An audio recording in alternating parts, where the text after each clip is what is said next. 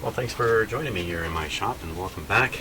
And hey, we're going to get back to this radio. This radio, all I've done so far is check it out, and I discovered the speaker had been damaged, but I did manage to repair it.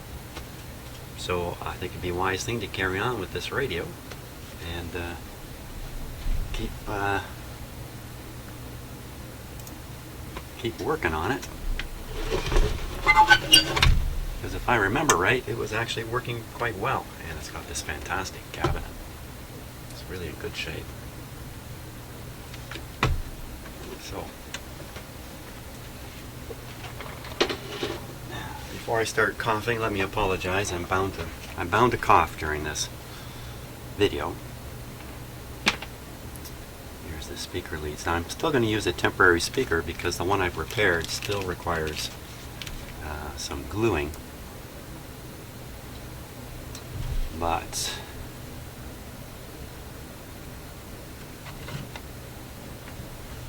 yeah, this is the radio with the squared off antenna, and I think otherwise it was working pretty darn good. Why don't we fire it up and just see? It's been a while since I've done anything with it.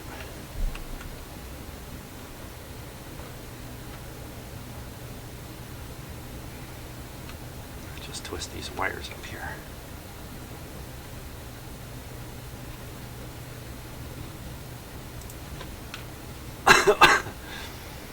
Oh, it's a very snowy day here outside of Toronto. It looks to me like about 30 centimeters of snow has fallen overnight. That's a lot of snow. Light, fluffy snow. So easy to shovel. I've already been out doing that. So I can see that the filter capacitor here is not original. It's been replaced. You can tell from the two non-identical screws, and it doesn't quite, yeah, you can see it's not in there the same way as the original. So, but this is pretty old too. If I remember right though, it wasn't humming. See, the back plate has taken a lot of scrapes and scratches, and I'm not exactly sure how that would have happened. I think I better, let's see, tip this up, and this wire's been disconnected or has broken off one way or another. Won't worry about it right now. But the antenna will form a very important part of the front end of the radio. It's not haphazard. It's very much tuned for the radio, so we'll have to sort that out eventually. Okay, I don't think there's too much to hesitate around here.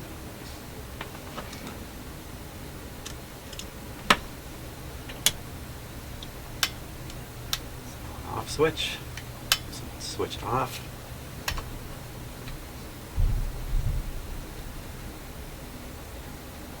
And I think we're good to go.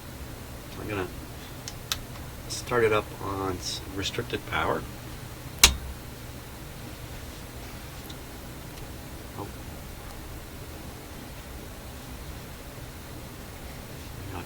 Just unscrew that. That's a 120 volt light bulb there. That's a little bit unusual. That looks like that might have even been added on. It's in a bit of an unusual position. The bracket doesn't look original.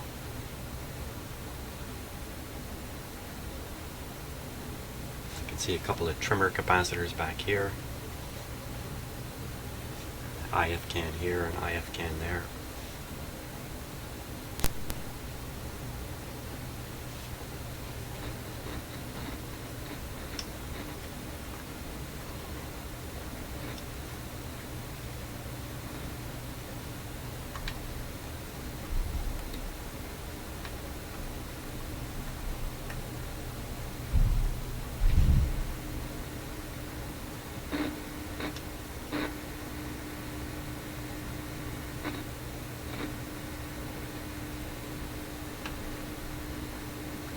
Let's assume that just really got no antenna connected, so I'm just going to hook up this external antenna here.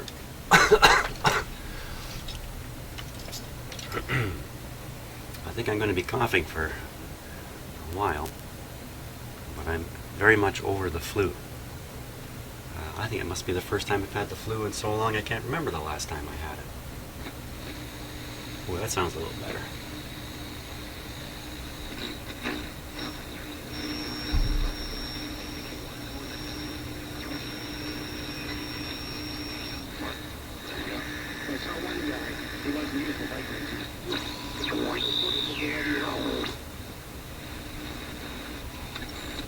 Yeah, it's working.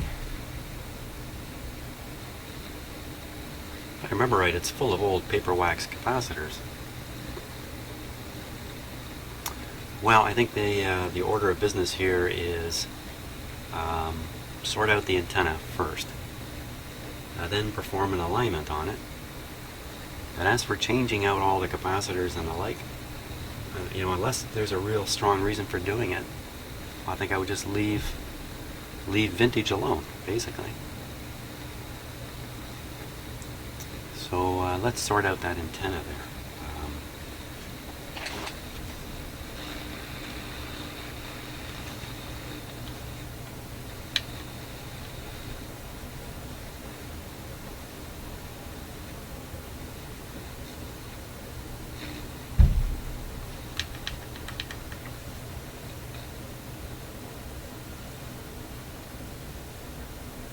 Kind of a come and go radio here where it just went.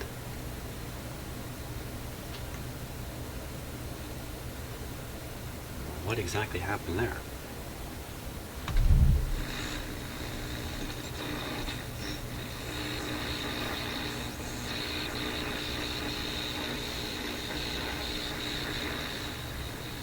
We're still on restricted power, so it's not really getting the full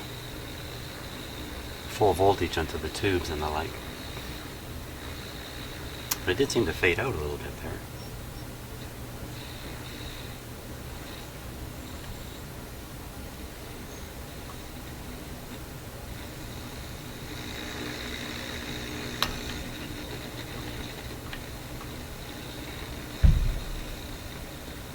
The capacitor's not opening all the way either.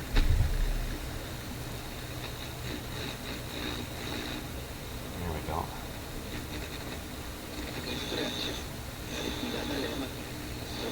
Probably just a lubrication issue.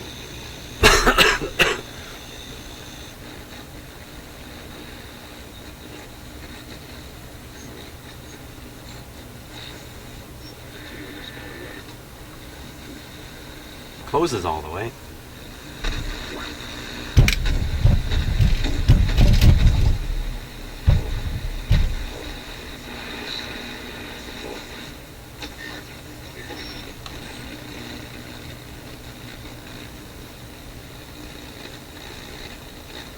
That's good. Just needs a little exercising, I think. Now, let's see if we get a closer look at the antenna here.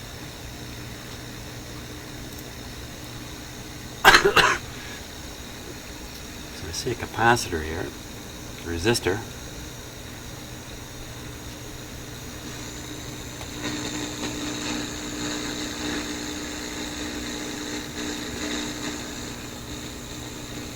There's a terminal here, and since this is a 5-tube radio with a hot chassis issue, I'm sure, perhaps what they've done is they've installed a resistor here to isolate away the terminal on the back, so if you touch it and ground yourself, you don't get a wild shock. Can't really see that. No, I can't get a shock because this radio is plugged into an isolation transformer, so I'm not too worried. Well, I can only read the first and second color bars. Looks like a 47 something. And then a capacitor there. And a pretty clumsy resolder job done here.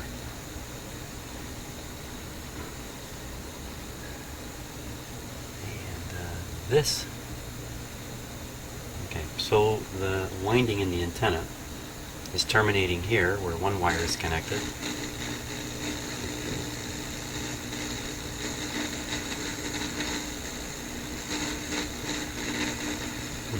this wire comes over and connects to the frame of the capacitor here.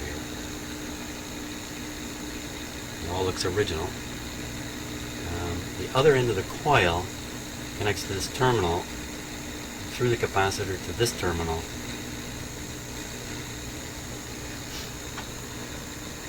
I should probably replace that capacitor. Probably a smart move. And then this loose wire should be connecting to this terminal. Let's try it here.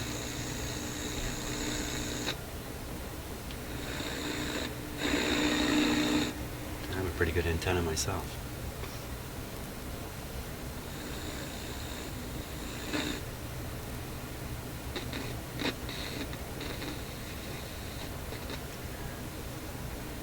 Now, because the antenna is actually part of a tuned circuit,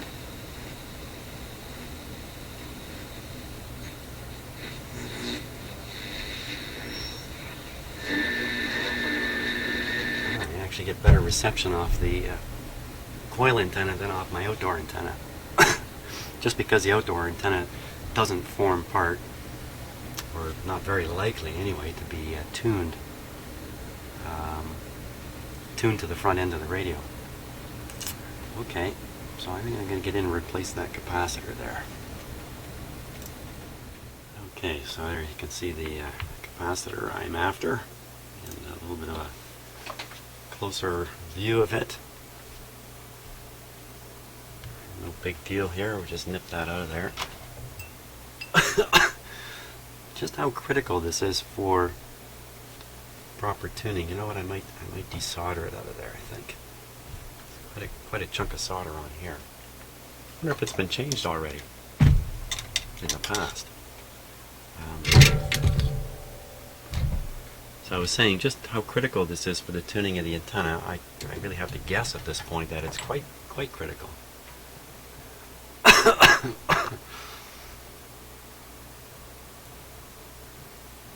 Just bring in my mile-long soldering iron here. That's a lot of solder.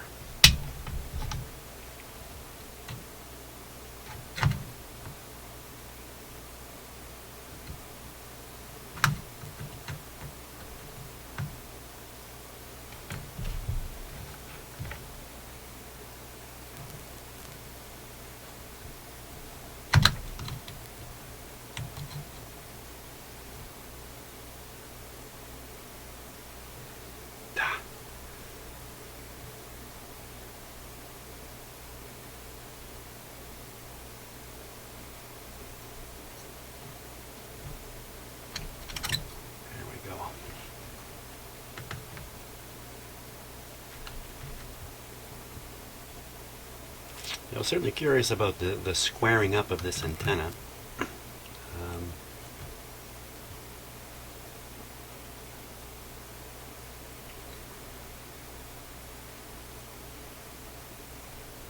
Looks to me like it would be a harder thing to manufacture than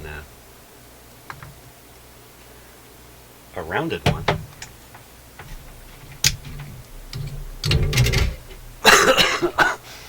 And the square corners there.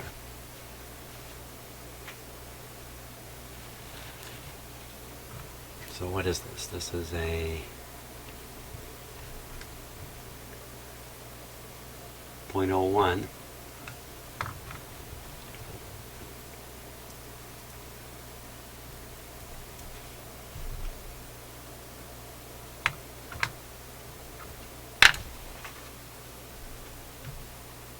That's bands on both ends. This is the outer foil end. I'm not sure why it has a black band on the other end. Maybe they thought it made it look nicer. 0.01.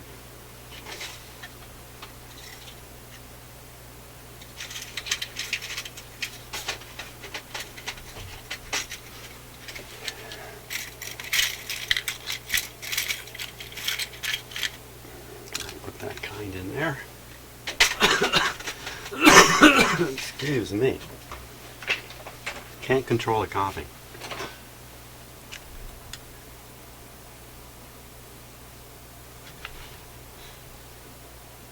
Now you can really see how the loop ends in this. You can see the loop wire coming along the outside here and ending right on this pin.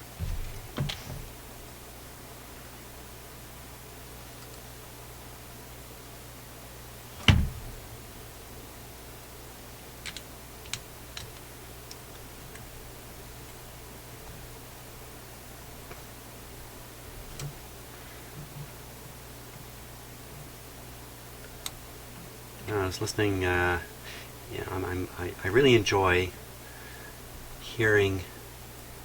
I'll put quotes around it. The truth that runs completely counter to the common thinking. I heard something yesterday. I got to share it with you. That you probably think that we live in a world where violence has been increasing. Terrorism and all that kind of stuff. I listened to an expert explain that in fact the opposite is completely true. Terrorism worldwide peaked, get this, in the mid-80s and has been on a downhill slide since then. And today, worldwide terrorism is at the lowest level it's ever been at. You know, that's really hard to swallow because we're human beings, and the way we judge things is so defective. The way we judge things is built for living in the jungle and being concerned about wild animals hidden in the bushes.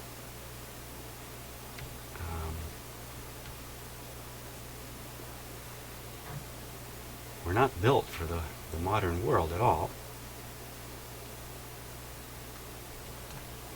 And it's really good news, in fact. Crime is down everywhere, especially in my country.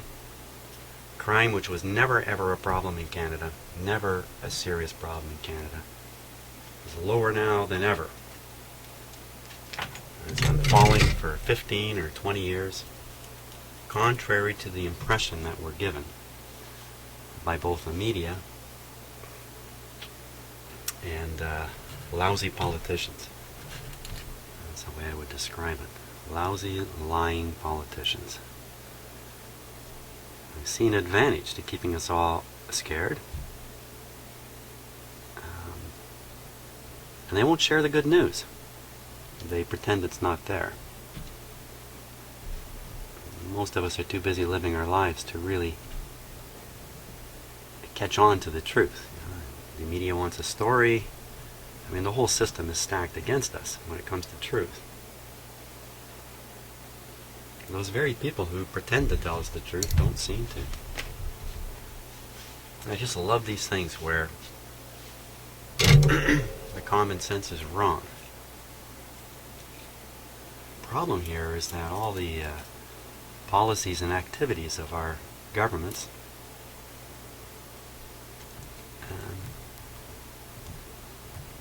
are based on this non-truth. Hold still. We should be telling our children to be happy about the world. Instead, many people think the world is a horrible place. It's really not. 160,000 people a day die in the world. 160,000. Many of them through tragic accidents, early illness, all kinds of sad situations. Yet the whole world can become focused on one or two people for weeks. We are so whacked out, so incapable of keeping our heads on. No help from those who should be helping us. Those who should be coming out and saying, don't panic about what you're hearing. Keep it all in perspective. But, you know, they have a harder time getting reelected. one of the games politicians love to play, is they come out and convince us there's a problem and they're the solution to the problem. It's certainly going on in my country right now. Okay, enough pontification. That takes care of that.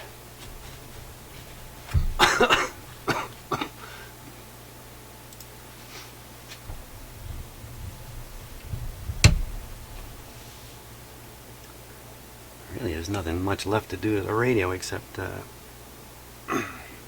give it a tune-up. So, I'll set up for that. Okay, so I've got the schematic sheet here, has the alignment instructions, has everything on it. And I'm going to familiarize myself with it, and rather than do that off camera, I'm going to do it on camera. A little bit of a better shot of it here. So one of the first things I'm interested in is just how is the chassis connected into the radio. And it didn't take me too long to spot that little ground symbol. And that's on an input for a phono-type input into here. And to spot this one, that's the connection to the chassis. These ones up here, probably also connections to the chassis, but I'm not quite sure about those. This one, there's something very typical about it. There's a 470K resistor with a small capacitor in parallel with it.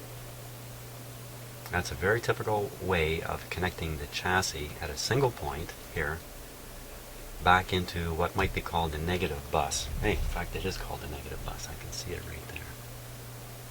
Now, sorry this is a little small for you to read. It's pretty small for me to read too.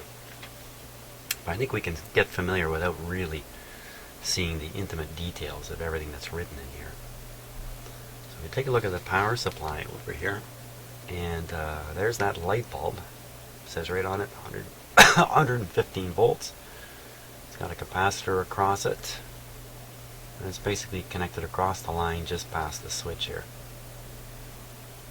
There's all the tube heaters in series, and it looks like a ballast resistor here, 33 ohm ballast resistor. So I guess the tube filaments don't quite add to the 115 volt supply. There's the rectifier tube, and out of here comes the B plus. I can't quite read the number there, but probably 165 or something of that sort. Now, where's the large filter capacitors here? Usually they're shown in this part of the schematic.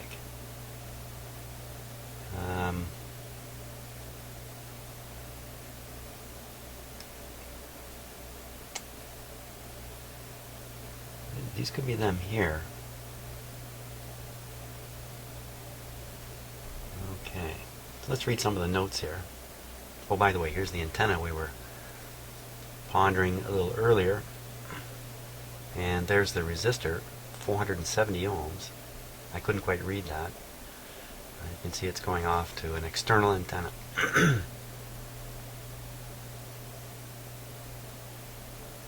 And there you can see this loop is resonating with the tuning capacitor. You can see how important this loop is. If the loop's not connected, this whole front end is not really working well. And the signal from the antenna is fed right in to the pentagrid converter tube. That's a tube with all these grids in it. Just doing a couple of jobs. One is receiving the signal from the antenna. The other one is down here. This is the oscillator section. Receiving the oscillations that are set up in here. So the local oscillator here.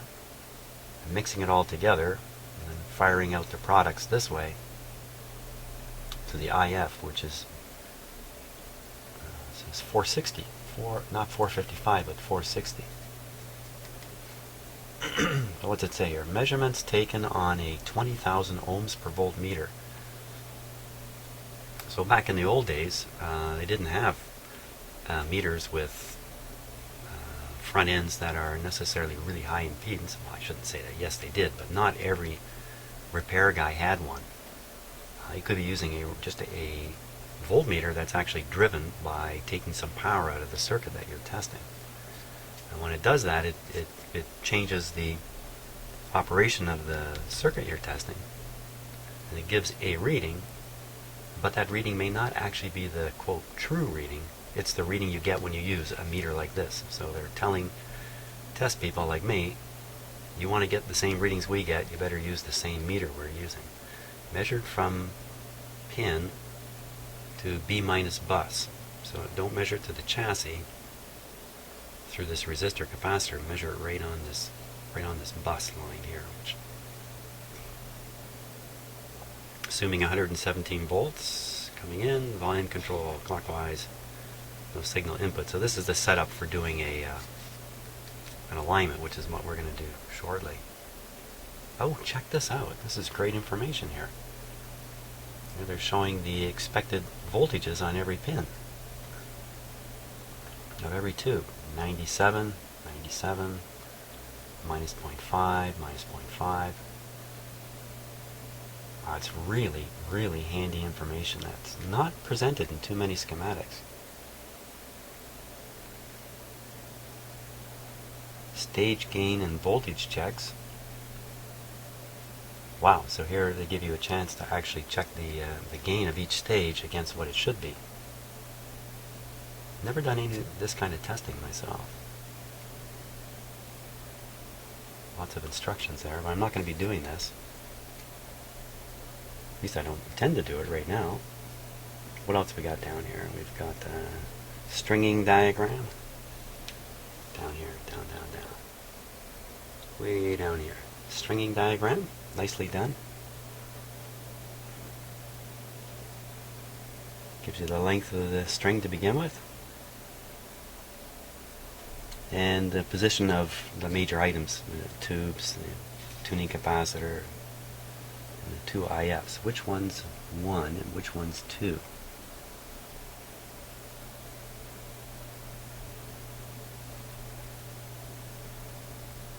First, I think that says first, and that says second. So first IF is this one.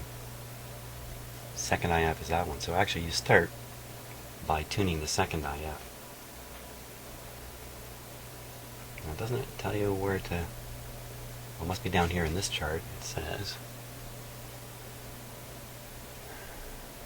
connect test oscillator to 12 SG7 grid in series with a 0.05 capacitor. Dial up 460 kilohertz. Tune the second IF transformer trimmer to get maximum, adjust for maximum output. Nothing surprising about that. So I've got to locate this tube, 12 SG7. 12 SG7. Wow, it's very hard to read this.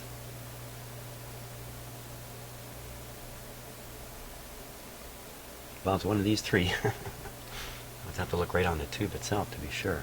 It's probably this one over here. You really can't read it. So that's what I'm going to do. I'm going to hook up my signal generator through a capacitor to the grid on the 12 SG7 here. And that'll allow us to tune the two IFs.